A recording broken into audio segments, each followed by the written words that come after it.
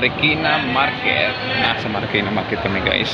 Kasama ko yung aking asawa. Bumibili kami ng gamit ng mga bata. At malapit na ang pasukan.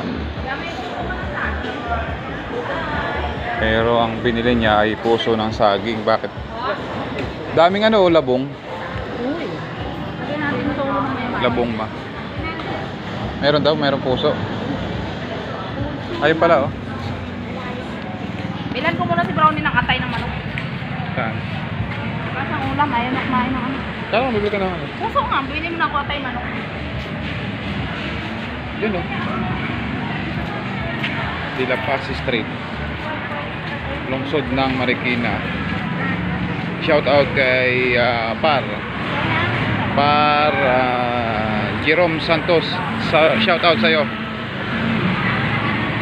Yung aming CCTV operator, si Jerome Santos. Yan, shout out sa'yo. Dito kami sa Marikina. Bumibili kami ng gamit.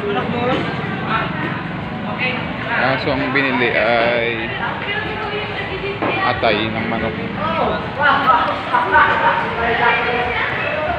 sa Marikina. Sino pa ba yung nagpapashoutout? Nakakalimutan ko na. Ay, tawa ko.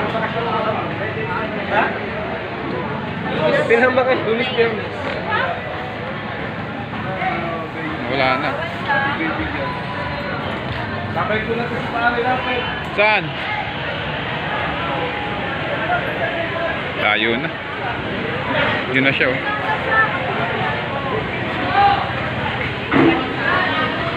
Sino pa ba yun nagpapa-shoutout?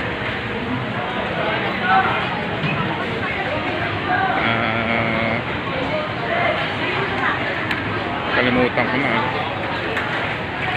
Kakaedad na. Ayan mga atay. Para sa aming alagang aso. Okay. Paring Marlon Modisto, andito kami sa Marikina ngayon. Hindi opo ngayon. Bumibili kami ng gamit ng mga bata. At pasukan na sa 16. Marikina.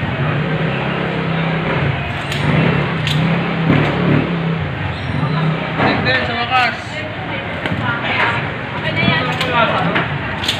Kay Sir Alpanti pala. Pakito Alpanti, shout out sa'yo sir.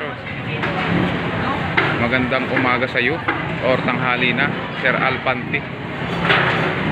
Si Sir Pax Alpanti, shout out, good morning. Dito kami sa Marikina ngayon. Magano? Ayun, okay.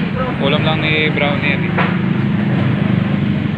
Kami sa Marikina. Marikina Market.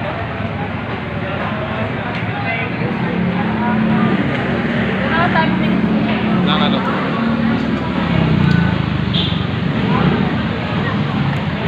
Maraming tao.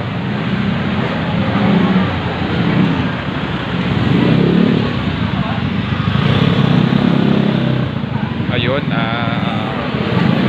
anong plano? Ayun, bibili pala ng gulay. Yung puso. Tatay, bibili ba? Okay.